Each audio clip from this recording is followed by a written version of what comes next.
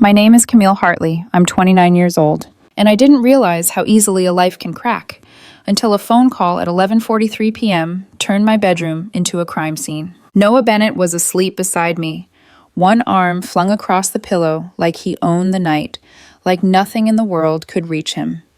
The room smelled faintly of his shampoo and the lemon candle we always forgot to blow out completely. Safe smells, domestic smells. Then my phone lit up. Tessa Lang. I stared at her name the way you stare at a stranger standing too close to your front door. Tessa wasn't my best friend. She was Noah's, his ride or die since college, the woman he described with affectionate eye rolls. She's intense, but she means well. We were cordial, group dinners, birthday parties, polite reactions in the same group chats, but she had never called me directly. Not once. I slid out of bed quietly, as if sound itself could trigger catastrophe. Noah didn't stir. I stepped into the hallway, shut the bedroom door until it clicked, and answered in a whisper. Hello? What hit me wasn't words. It was sobbing, the kind that sounds like someone choking on guilt. Messy, wet, panicked. Oh my God, Tessa gasped. Camille, I'm so sorry. My stomach tightened, not because I knew what she meant, because my body recognized that tone, that rehearsed urgency people use when they want credit for breaking your heart. What's wrong? I asked, and hated how steady my voice sounded. I didn't want to be the one to tell you, she choked out, but I can't watch this anymore. You're a good person. You don't deserve... A pause, a dramatic inhale. He's been lying to you. For a second, I couldn't breathe. The hallway seemed to narrow, like the walls had leaned in to listen. Who? I said, even though I already knew. Noah, she whispered, as if saying his name hurt her. I pressed my free hand to the wall to steady myself. Behind me, the bedroom door stood closed. Behind that door, my boyfriend slept like an innocent man. What are you talking about? I asked. He's cheating on you, Tessa said, and the words landed with a neatness that felt almost practiced. I have proof. Photos. I've been sitting on them for weeks because I didn't know what to do, but I can't keep it secret anymore. You deserve the truth. My throat burned. 18 months with Noah, meeting his mother, laughing with his friends, talking about moving in together next year like it was inevitable, like love was a timeline you could just follow. Send them, I heard myself say. Tessa sniffed hard. Are you sure? They're pretty bad. Send them, I repeated, calmer than I felt, almost clinical. There was a beat, like she was waiting for me to beg for details, to break, to give her the satisfaction of my panic. Then my phone chimed. One photo, then another, then another. 12. I leaned against the wall and started swiping. Noah, his face unmistakable, sitting close to a woman in a dim bar, his arm around her shoulders, her hand on his thigh. In one shot, he was kissing her like he'd forgotten the rest of the world existed. In another, they were laughing in the harsh flash of night photography, cheeks flushed, eyes bright, like a couple caught mid-happiness. And then the one that made my blood go cold. A hotel lobby, glass doors, a concierge desk in the background, Noah's hand low on her back as they walked inside. My hand started shaking so hard the phone trembled. I stared at the images until my eyes blurred, until my brain began trying to do what it always does under threat, solve the problem, find the pattern, fix it. Tessa's voice came through the speaker, soft now. I'm here, Camille. I'm so sorry. I know this is devastating. I swallowed, forcing air into my lungs. And then, I did the one thing that probably saved everything. I didn't storm into the bedroom. I didn't rip the covers off Noah and demand an explanation while his eyes were still sleep-heavy and confused. I didn't give Tessa the explosion she was clearly waiting for. Instead, I said, thank you for telling me. I need to process, but thank you.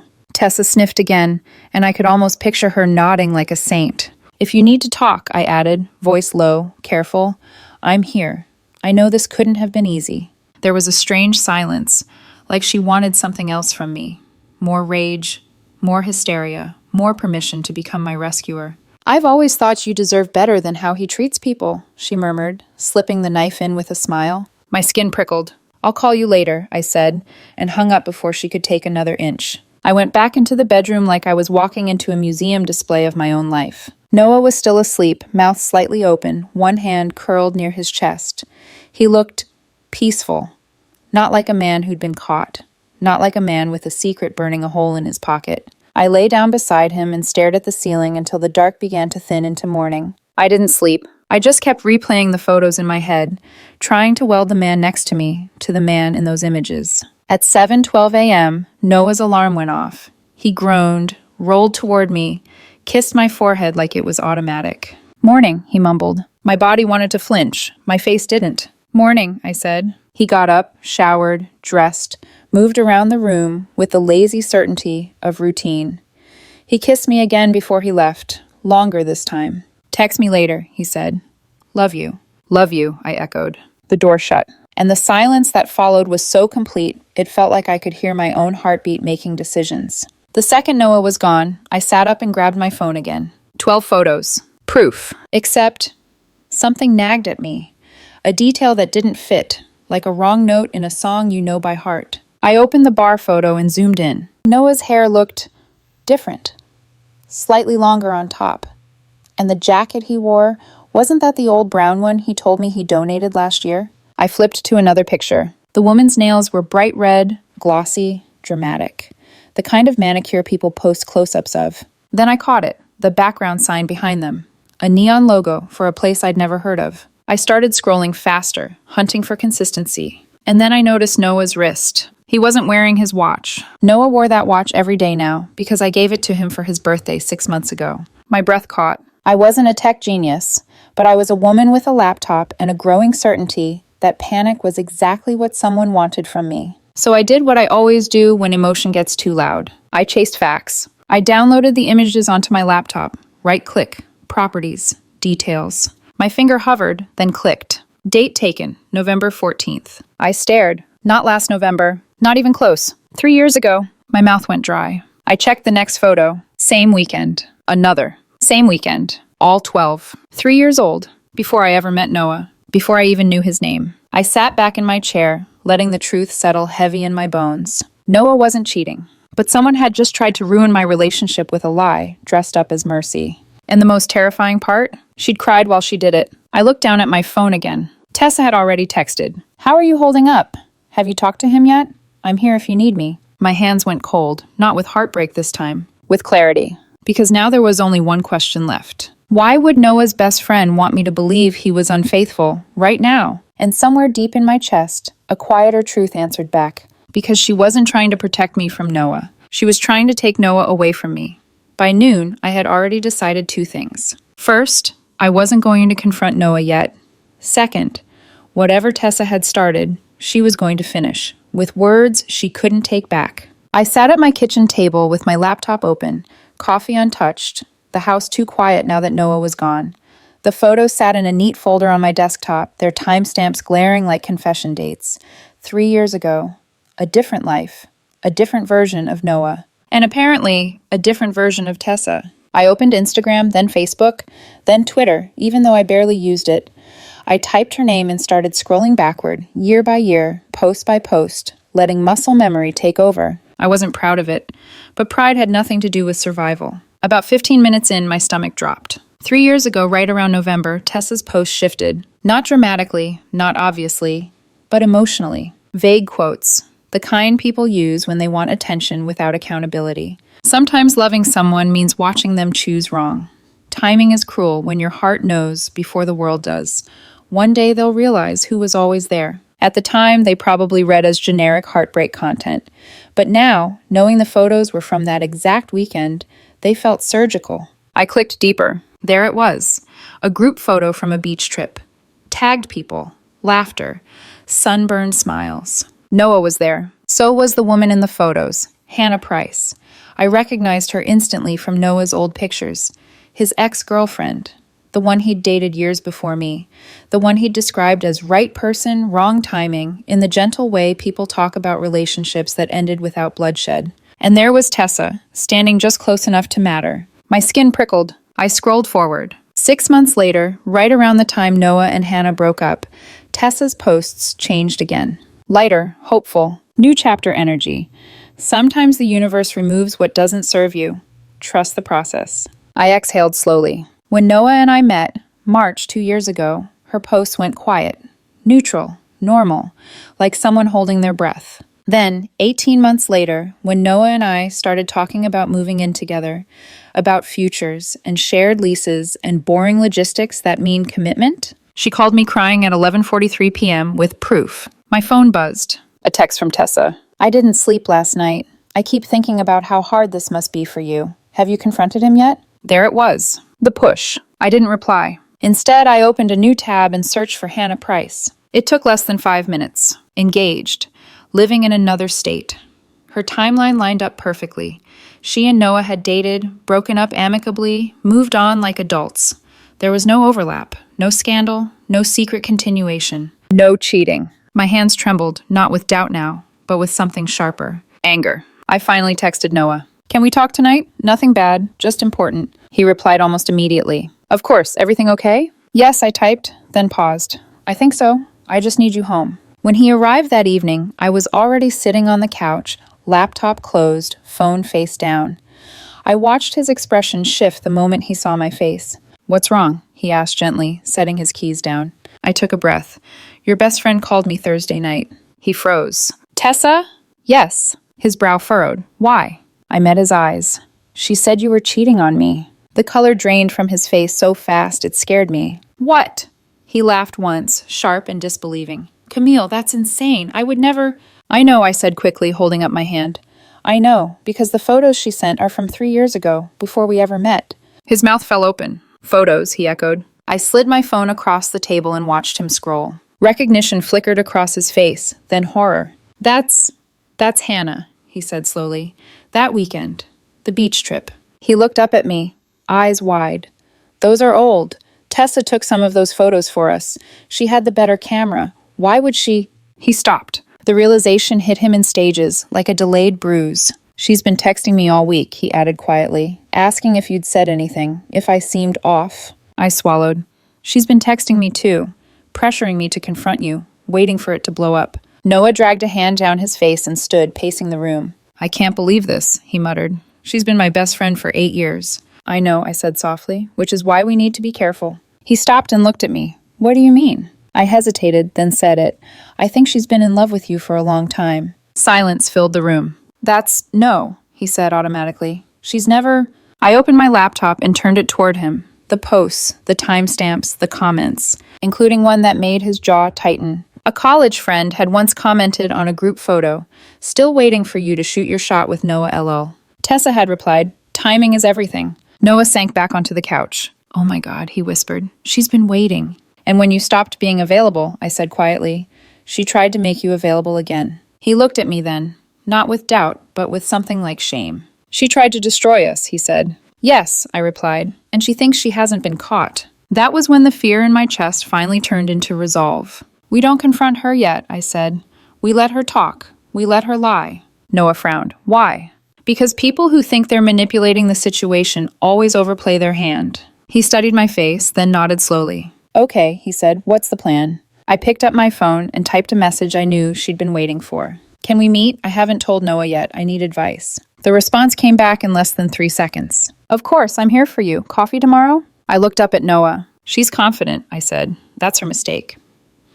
Sunday afternoon arrived with the kind of sunshine that feels ironic when you're walking into an emotional ambush. The cafe Tessa chose sat near the park. Outdoor tables, string lights, the illusion of privacy without actual walls, public enough to feel safe, quiet enough to talk. Perfect. What she didn't know was that Noah was already there. Not outside with us. Inside. Seated near the window, back straight, phone face down on the table, camera recording, audio clear, eyes fixed on the door like he was bracing for a car crash. He couldn't stop. I arrived first and ordered a coffee I had no intention of drinking. My hands were steady, my heart was not. When Tessa walked in, she wore concern like a costume. Soft sweater, minimal makeup, hair pulled back loosely, like she'd rushed over because she cared so much. Her eyes widened when she saw me, and she crossed the patio in quick, sympathetic steps. Oh, Camille, she said, sliding into the chair across from me. How are you holding up? I let my shoulders slump just enough. Not great. She nodded, lips pressed together, the picture of restraint. I was afraid of that. I stared down at my cup. Those photos. I can't stop looking at them. I know, she murmured. I'm so sorry. I hated being the one to tell you. I looked up. Can I ask you something? Anything, she said immediately. How did you get them? There it was, the first crack, barely visible, but real. He showed them to me, she said after a fraction of a second. Bragged, actually. Said you were clueless, that he could do whatever he wanted. My stomach twisted, not because I believed her, but because of how easily she said it. When was this? I asked quietly. About a month ago, she replied. He was drunk, got sloppy. I nodded slowly, like I was filing the information away. That's interesting, I said. Her eyes flicked up. Why? Because the metadata on the photos says they were taken 3 years ago. The silence between us sharpened. What? She said too quickly. The timestamps, I continued, all from the same weekend, before Noah and I even met. Her smile faltered, just for a heartbeat. That can't be right, she said. He told me. He didn't tell you anything, I said calmly. You were there. Her face stiffened. You took some of those photos yourself, I added. I can see your reflection in the bar window in one of them. For the first time since she'd arrived, Tessa didn't speak. I leaned back in my chair. You saved photos from Noah's old relationship, I said. Then you sent them to me and claimed they were proof of current cheating. You called me crying about how hard it was to tell me, when really you were just trying to break us up. Her chair scraped against the ground as she shifted. That's ridiculous, she snapped. Why would I do that? I met her eyes. Because you're in love with him. She laughed, sharp, defensive. You don't know what you're talking about. I do, I said. I've seen your posts, the comments, the timing. You were waiting for him to be single again. And when it became clear that wasn't happening, you tried to make it happen. She stood abruptly. This is insane. I was trying to help you. No, I said evenly. You were trying to destroy my relationship so you could step in. Her breath came fast now. You're twisting everything. Am I? I nodded toward the cafe window. She turned. And there was Noah, standing inside, phone raised, recording every word. His face wasn't angry. It was broken. The color drained from Tessa's face. Update didn't come immediately. Because what happened next wasn't neat or quiet or cinematic. It was messy. Noah stepped outside, his voice shaking as he spoke her name. 8 years, he said. You've been my best friend for 8 years. Tessa tried to backpedal, tried to spin it into concern, into protection, into love. She cried real tears this time, said she'd only ever wanted what was best for him. That Camille wasn't right, that men like him always ended up hurt. Noah didn't yell. He just listened, and when she finished, he said something that landed harder than any scream. You don't get to decide my life for me. She collapsed into sobs. I stood beside him, heart pounding, but strangely calm. Because the truth was finally out. I thought exposure would end it. I was wrong. What it ended was the illusion that Tessa had ever planned to leave quietly. The first message came that night, then another, then 5 more before midnight. I didn't read them right away. I let them stack up on Noah's phone like unanswered knocks on a door we'd already boarded shut. When he finally opened them, his shoulders sagged with each swipe. I'm so sorry. I never meant to hurt you. Please don't let her turn you against me. She manipulated the situation. She's controlling you. By morning, the tone shifted. You don't know what she's capable of. She went through my social media. That's invasive. This isn't healthy, Noah. By the 3rd day, the gloves were off. Everyone's going to hear about how she isolated you. I was trying to protect you, and now I'm the villain? I watched Noah read the last one, jaw tight. She's rewriting reality, he said quietly. She always was, I replied. And she wasn't doing it just to us. The texts started coming in from mutual friends.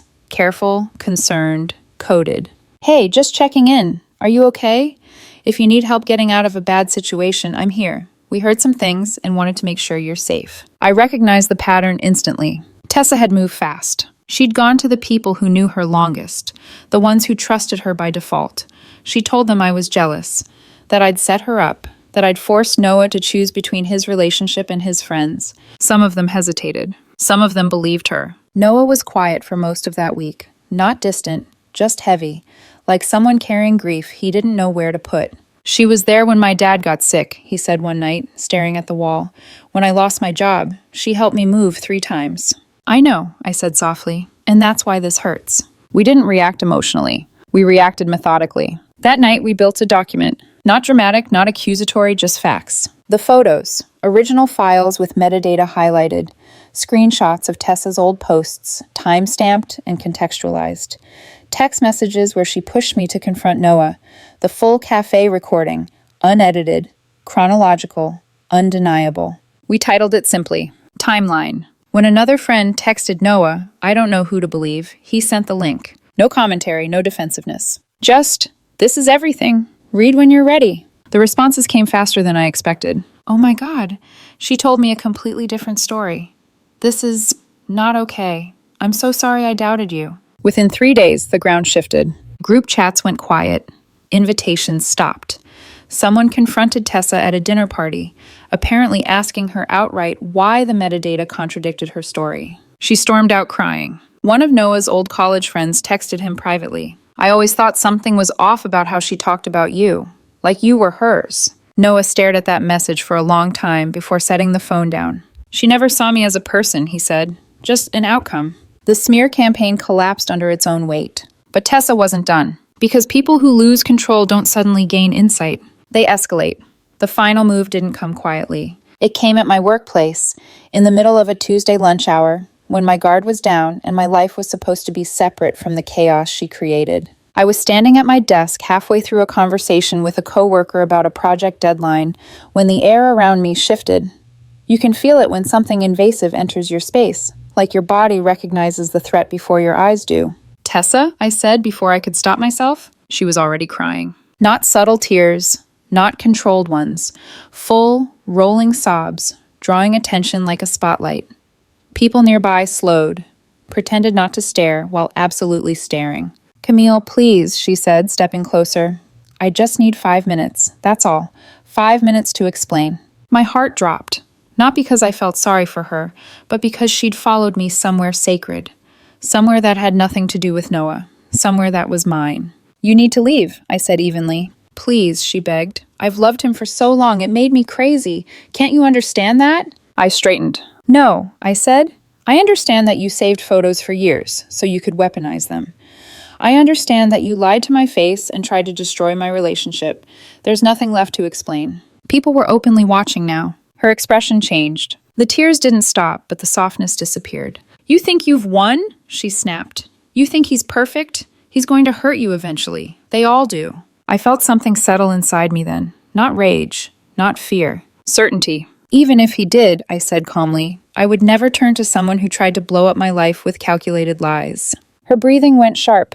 "I'm getting help," she said quickly. "Therapy. Intensive therapy. I'm changing." "That's for you," I replied. "It doesn't fix what you did to us." She opened her mouth again. Before she could speak, I pressed the call button under my desk. "Security's on the way," I said. "You should go." She left before they arrived, but not before half the office saw exactly who she was when the mask slipped. My manager pulled me aside afterward, gentle and concerned, asked if I needed time off, if they should flag security. I thanked her and said I was okay. That night, Noah and I sat on the couch, the room quiet in the way it is after a storm has passed, but the ground is still wet. "You could have believed her," he said softly. "Most people would have." "I almost did," I admitted, but something felt wrong. He nodded. "Thank you for checking, for not exploding." I leaned into him. "Thank you for being who you actually are." 2 weeks later, an email came through. Tessa had found one last channel. "I don't expect forgiveness. I just want you to know I'm working on myself. I hope someday you can remember the good parts of our friendship." Noah read it, then closed the laptop. "She's not my responsibility anymore," he said. And that was that. We're moving in together next month. Our parents met. Awkward, sweet, real. Noah still grieves the friendship sometimes. 8 years doesn't vanish without leaving a ghost. When it surfaces, I give him space. Loss is still loss, even when the person turns out to be poisonous. The lesson in all of this isn't dramatic. It's practical. Trust your gut, but verify before you react. Document everything. Don't let someone weaponize your trust against the people you love. Those 12 photos could have ended us. Instead, they exposed the truth. And that turned out to be the strongest foundation we could have asked for.